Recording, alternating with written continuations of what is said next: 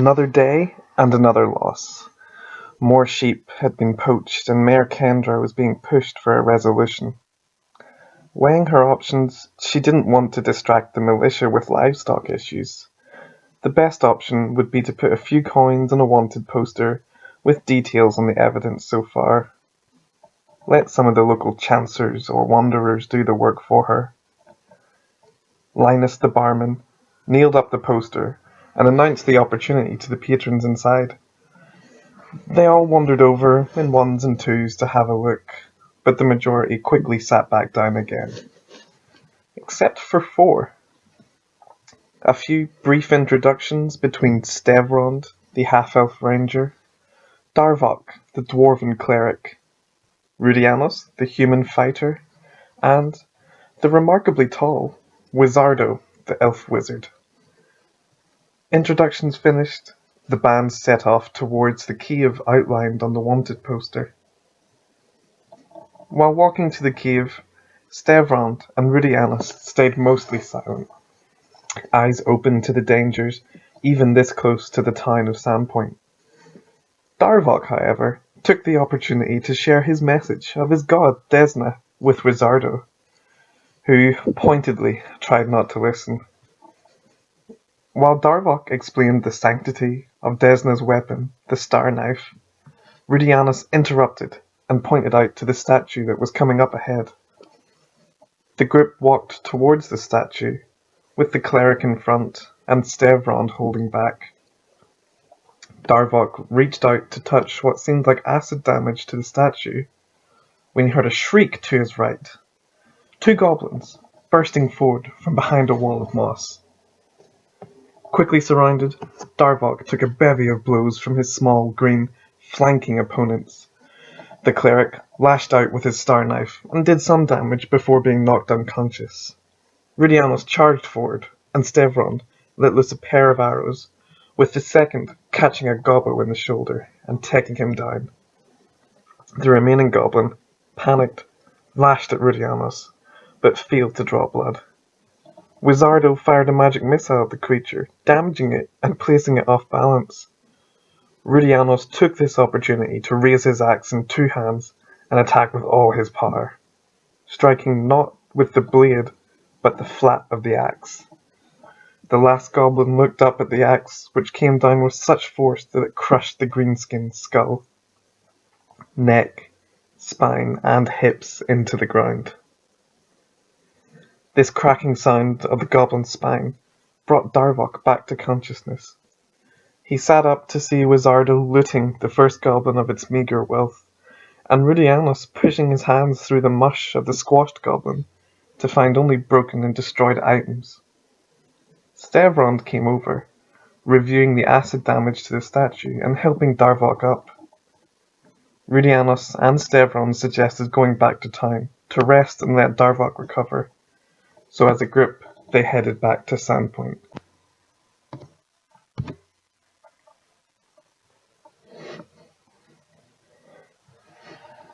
Another day and another loss. More sheep had been poached and Mayor Kendra was being pushed for a resolution. Weighing her options, she didn't want to distract the militia with livestock issues. The best option would be to put a few coins on a wanted poster with details on the evidence so far. Let some of the local chancers or wanderers do the work for her. Linus the barman nailed up the poster and announced the opportunity to the patrons inside. They all wandered over in ones and twos to have a look, but the majority quickly sat back down again. Except for 4.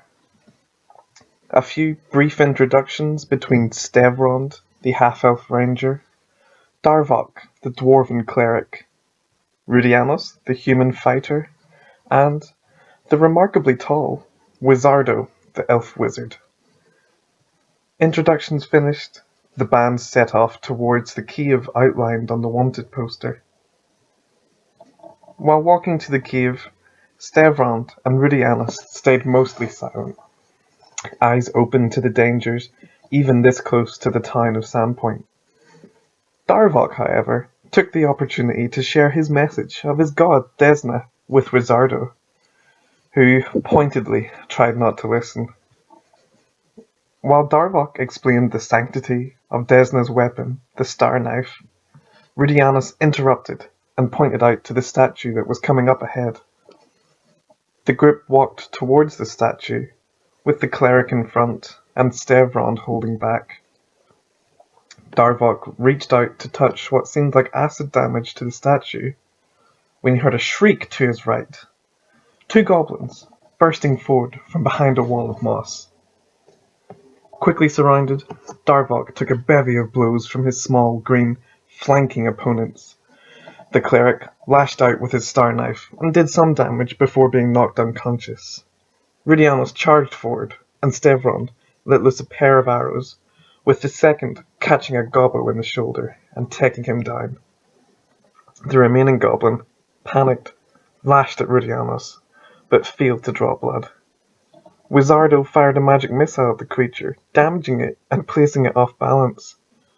Rudianus took this opportunity to raise his axe in two hands and attack with all his power, striking not with the blade, but the flat of the axe.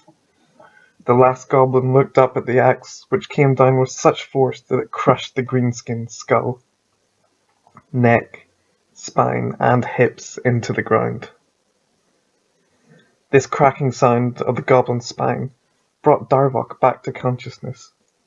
He sat up to see Wizardo looting the first goblin of its meagre wealth, and Rudianus pushing his hands through the mush of the squashed goblin to find only broken and destroyed items. Stevrond came over, reviewing the acid damage to the statue and helping Darvok up. Rudianus and Stevrond suggested going back to town to rest and let Darvok recover, so as a group they headed back to Sandpoint. Following a few days' rest, the gang headed back for the cave. Wizardo spoke a few words to Darvok, but only when looking into a reflection of a mirror that he was holding up, testament to his disdain for shortness. Walking past again the acid-touched statue, the band walked through the hanging moss into the cave entrance. Scouring the room, Rudianus found a chest which attracted Wizardo's attention. While they worked on the lock, Stevrond found a human corpse in the corner under a cape of moss. He beckoned Darvok over, and the two noticed the cuts and bruises all over the corpse. Darvok gave the soul some final rites by Desna, and they both moved to join the other two. Rudianus at last broke the lock, and the two scoured the chest's contents: a masterwork dagger, a gem, a vial of orange liquid, and a small sack containing 20 gold pieces. Rudianus quickly pocketed the dagger and Wizardo the gem before the other two arrived. When they were all together, Rudianus displayed the gold pieces, and Wizardo identified the vial as a minor healing potion. Stevrond, looking at Wizardo, asked if there was anything else in the chest. "No," lied Wizardo, which Stevrond could identify, but decided not to push any further. The group continued deeper, opening a door that led into a large room with a well emitting a golden light, a tunnel into the distance, and also a set of double doors. Darvok walked to the well and tried to read the runes etched into it, but could not decipher them. No one was tempted to drink from the well, so they investigated the double doors to the south of this well. Upon opening the doors, a voice boomed out, "Approach with humility, and live." The group recoiled at the baritone voice and paused. "I have an idea," whispered Rudianus, who fell to his knees and started to crawl into the room. Wizardo followed suit and knelt into the room also, while the other two held back. Inside the room, Rudianus was bathed in a red light. Looking up, he could see a red gem on a pedestal flanked by two statues. As Rudianus paused to survey the room, Wizardo crawled past him towards the gem and pried it from the pillar. The glow in the room dimmed as the gem was obscured by Wizardo's hand, and he quickly identified that this was a magical gem. Rudianos, frustrated by Wizardo's impatience, announced to the group there was a small door in the far corner of the room, and everyone crawled towards it. With Rudianos in the lead, the group edged through the door into a dark cave. Rudianos lit and threw a torch into the room, which illuminated a cave covered in thick webs, and also enabled him to spot a small goblin corpse about 15 feet from the door.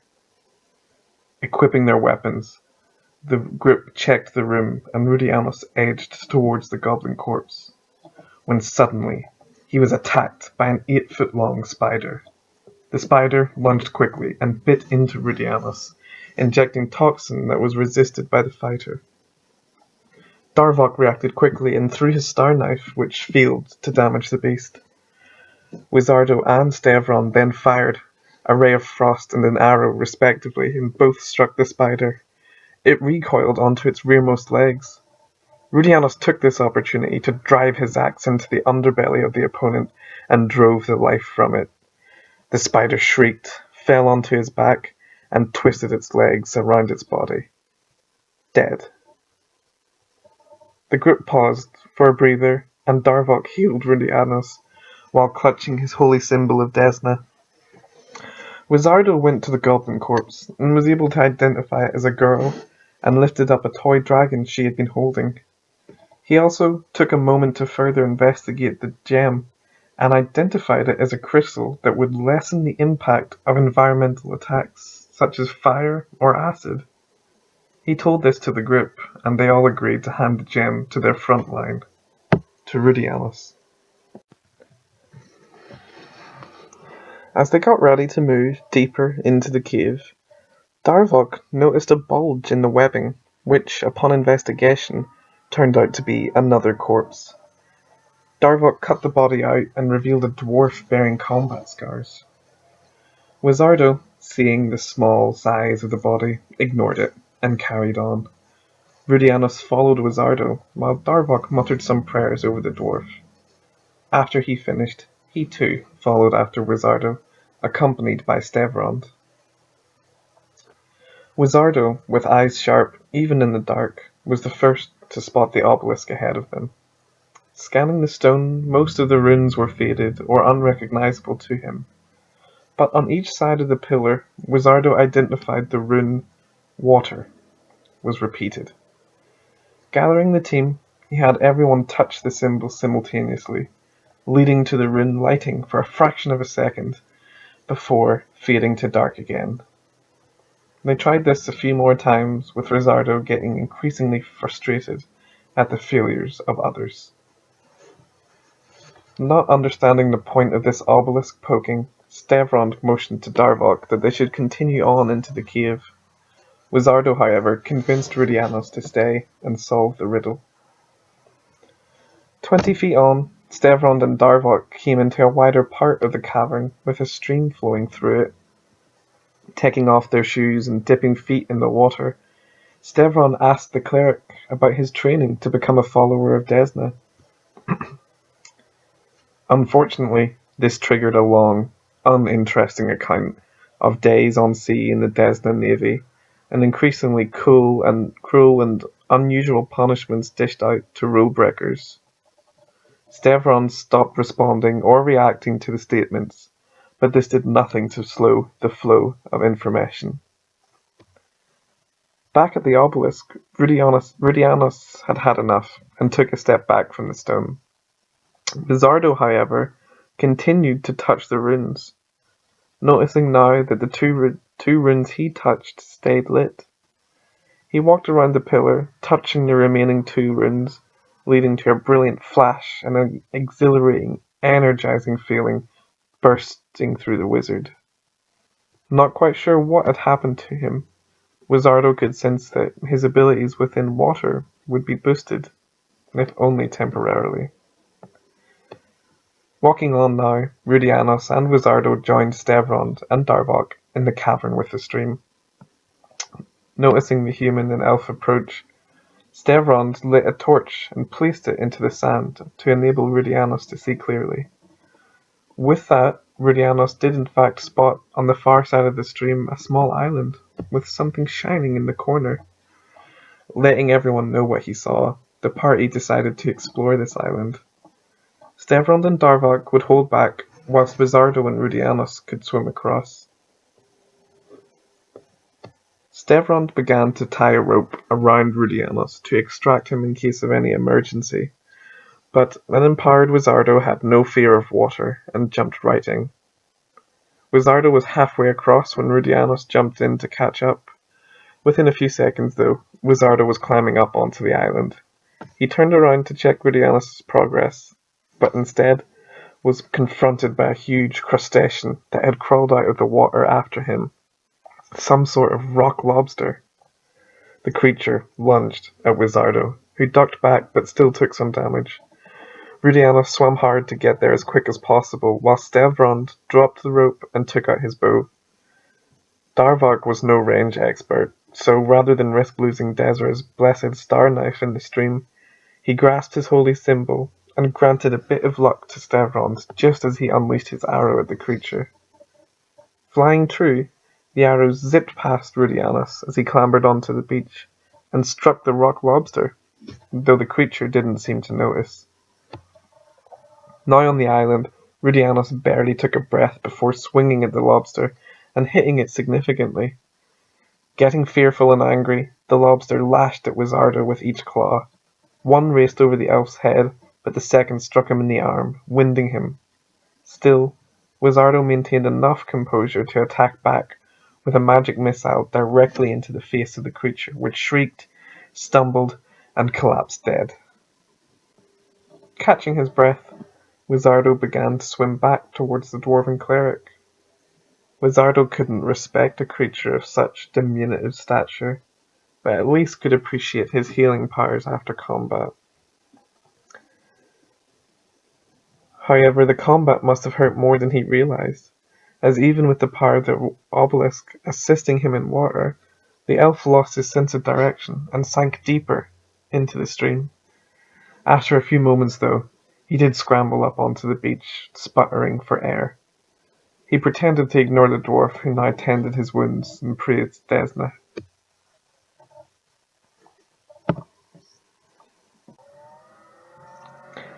Rudianos was still on the small island. He found nothing of value on the lobster and went to look for what had originally caught their eye.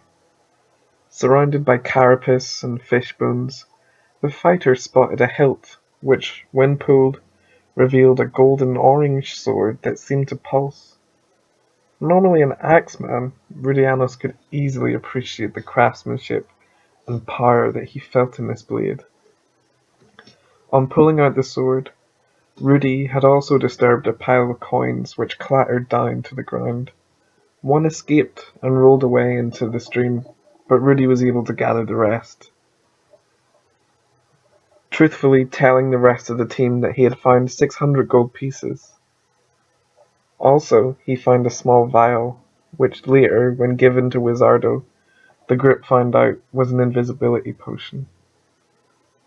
With the rope still on the far side and secured around his waist, Rudianos had no difficulties getting back to the other side of the stream to rejoin the group.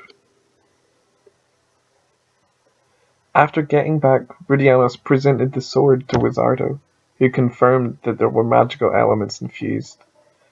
The wizard suggested that this sword should swing faster and hit harder than anything Rudy had seen in the past. They gathered themselves up and ensured Wizardo's wounds were healed before heading further into the cave. Quickly, though, the whole group began to hear a noise which soon defined into shrieks and hoots. Darvok's dwarven beard began to bristle as a natural reaction, whilst Stevrond and Wizardo both translated the noise for what it was. Goblin speak. As the group walked into the cavern that hosted this goblin argument, Stevrond put a hand on Darvok to indicate he stay back, lest his instinctual hatred of goblins take over. 3 small goblins were bickering in front of a crude throne which contained a seated goblin. The seated goblin held a mace and wore a skull and upon seeing the adventurers, immediately jumped up. "Who dat?" shrieked Fatmouth, the goblin chief. Stavron stepped forward and spoke.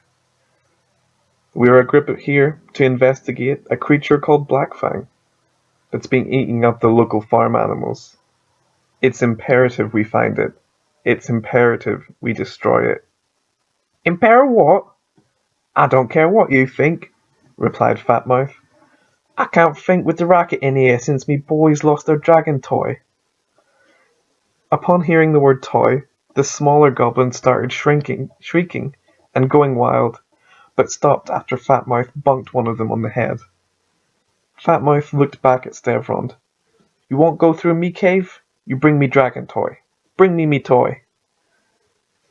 Wizardo stepped forward, holding the toy they found on the goblin corpse, and in goblin said, "Here is the dragon.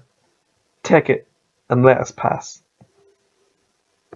Fatmouth snatched the toy, and after a quick investigation, tossed it to the smaller goblins. "Here you go, boys. Enjoy. You can go through me cave now," pointing to a small ledge up the cave wall. Fatmouth let the group know that no goblin goes towards this ledge and ever returns, and in the last month or so black smoke had sometimes trailed over the ledge. "Now go, get your creature, and get up me cave," finished Fatmouth. The group walked over to the base of this ledge, and Rudianos judged it to be about 20 feet tall. Very manageable for the group's athletic members, but a potential risk for others. Rudianos opened his pack and took out a rope and a grappling hook, which he tied together. After tying the knot, Rudy stepped back to assess the throw, but before he could attempt it, Wizardo took over, levitating the hook up and over the ledge, testing until it stuck fast and draped over the edge. Rudianos grabbed the rope and ascended, hammering pitons into the cave wall every 5 feet. Wizardo followed Rudy up swiftly, whilst Darvok struggled with the 5 feet gaps between pitons. Lastly, Stavron easily clambered up. On climbing over the edge, though, Stavron was greeted by the sight of combat, as his comrades were being assaulted by a group of skeletons clawing at the party. The area seemed carved by human hands and looked to be a burial chamber. Something had disturbed these souls, and the young party was having to deal with it. Stavron quickly took his bow and fired a shot which went wild towards the roof. During this time, 2 skeletons had flanked Rudy and were tearing into him before he could equip his shield. Pushing one skeleton to clear some space, Rudianos struck the second solidly with his enhanced longsword, chopping off a bony hand, but seemingly having no impact on the creature. Wizardo stepped back towards the edge of the ledge and fired off one of his orisons, Ray of Frost, into a skeleton that was closing on him, but to little effect. Wizardo too now also took a blow from the skeleton that was nearest to him. Quiet until now, Darvok was filled with anger and pity to see these lost souls so ravaged. The dwarf grasped his holy symbol and started to pray for Desna to banish these souls.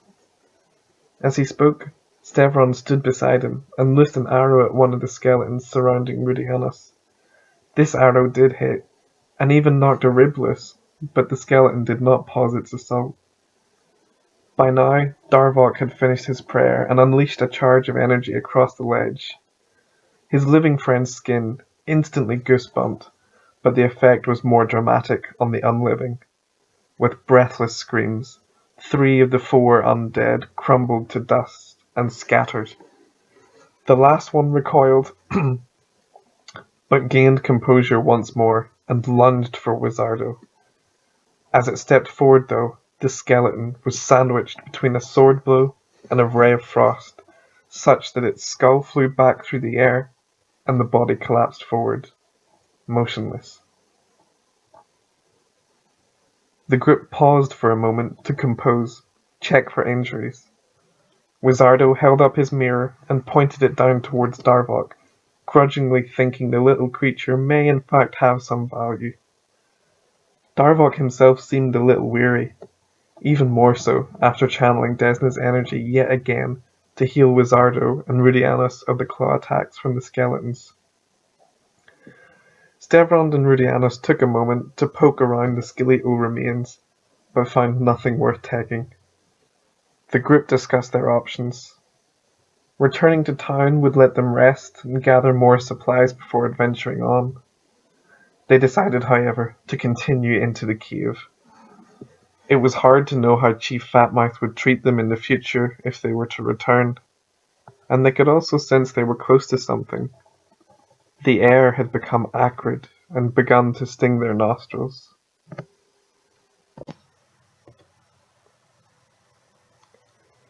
The group continued on and passed a number of unopened coffins, eventually reaching the top of a set of stairs.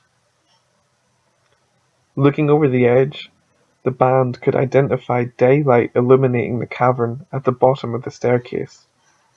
This was the first natural light they had seen since going through those moss curtains hours ago. Wizardo reached past Stevrond to place a pausing hand on Rudianus's shoulder. "I can use the invisibility potion we got earlier to sneak down and explore. Let us know any danger," said the wizard. Stevrond, though, looked concerned and spoke up. "Creatures down there may not be able to see you, but they may smell or sense you anyway. I don't like to have us split up in an unknown place like this." The group continued to discuss, and eventually it was decided to let Wizardo go and check.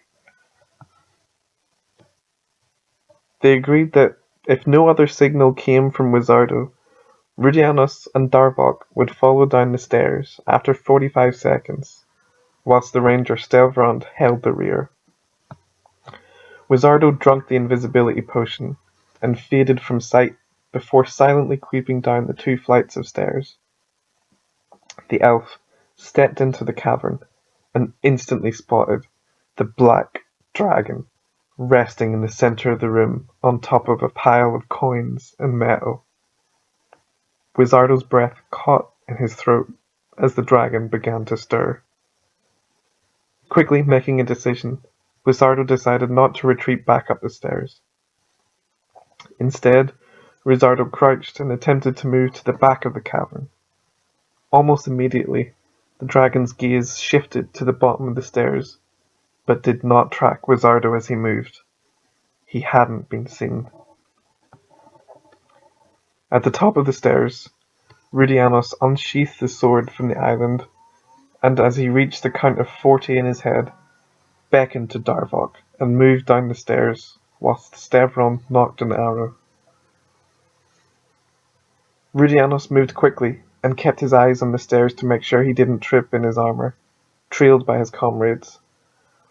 Reaching the cavern floor with Darvok and Teal, Rudy looked up to see a black dragon rearing up, retching, and pelting out a stream of acid at the fighter before he could even raise his shield. Within Rudianus's pouch, the gem they had discovered earlier glowed bright red, and created a small force that kept the acid from touching Rudianus, and as the stream passed over him, the gem turned dull. Unfortunately, Darvok did not have such protections, and was violently assaulted by the acidic wash and was blasted back into the cavern wall. Falling to his knee, Darvok gritted his teeth and wiped the goo from his eyes. One flight up, Stevrond froze for a second, before loosing the arrow at Blackfang. With such a big target, it was an easy hit, but the arrow simply skirted over the tough scales on the creature's back. Stevrond's eyes widened, and mouth sat agape. This was not like anything he had fought before.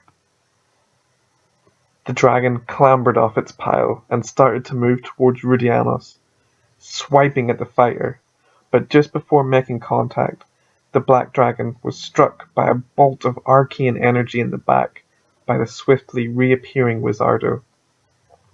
Rudianus pounced on the opportunity and swung the sword from the ground up into the belly of the beast, causing horrific damage and making the dragon roar and fleck Rudianus with acidic spittle. Darvok took this opportunity to slide into some little cover and throw his star knife at the monster, but unfortunately it did not inflict any hurt. With the dragon so distracted, Stevrond leapt over the railing and landed on the cavern floor, quickly firing an arrow whilst the dragon recoiled from Rudianus's blow. This time the arrow stuck and added to the damage caused by the sword. The dragon, enraged, swiped 2 vicious claw attacks at Rudianus. The fighter dodged the first one and was largely protected by his armor from the second blow also. Rudianus shifted with this momentum and raised his now glowing sword and struck the dragon again, dealing less impact but placing fear into the heart of the beast. Looking around, the dragon roared and began to lift up, aiming towards the roof. Wizardo and Stevrond shot arcane and physical arrows, but the dragon shrugged them off, focusing on the daylight-filled gap in the cave roof, focusing on escape. Rudianus, sensing victory, swung a horizontal blow that took off the end of the dragon's tail. The tail end flopped to the floor, quickly followed by the corpse of the dragon. Stevrond rushed over to Darvok, who was clutching his Desna symbol and using the last of his energy to channel some basic healing to close the worst of his acidic abrasions. The dwarf would make it.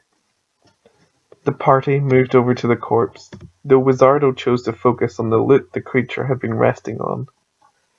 No expert in these matters, Stevrond was confident enough, though, to realize that this was still a very young dragon, and the group was lucky he was not more mature.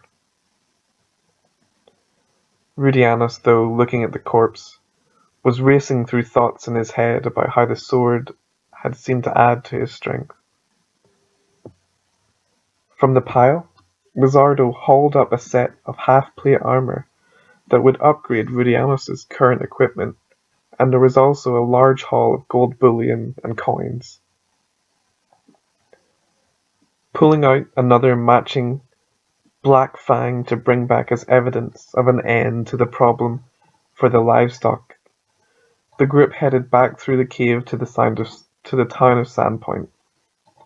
If Fatmouth or any other creature had thought to attack the group, they held back. Getting back before night, the band marched straight past the inn and to the mayor's office, with a copy of the wanted poster and evidence of the feat of Blackfang. Stevrond, holding the removed tooth, walked to the town hall clerk and requested to speak with Mayor Kendra. The clerk lifted his head, looked past Stevrond's gaze into the gnarled tooth and the wanted poster.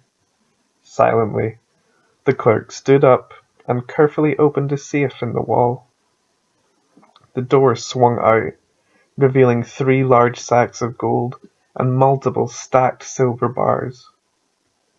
The clerk reached to the back of the safe and pulled out a much smaller pouch, tossing it to Stevrond. Mayor Kendra and Sandpoint give you their thanks. The clerk spoke plainly and sat back to the work at his desk. Unsatisfied, the group left and sold their finds among the local shopkeepers, including the powerful sword that had slain the dragon, given the high price offered by one of the town's shops. Standing outside the final store, as the street lights began to be lit, the group sat in silence. "Dinner?" suggested Rudianus. "Fantastic!" exclaimed Darvok. "I've a lovely set of prayers for grace I'd love you all to join me in." Wizardo and Rudianus winced, while Stevrond took on a 1,000-yard stare. But all the same, the group walked in tandem back to the inn where they had originally gathered earlier that week to set off on their quest for Blackfang.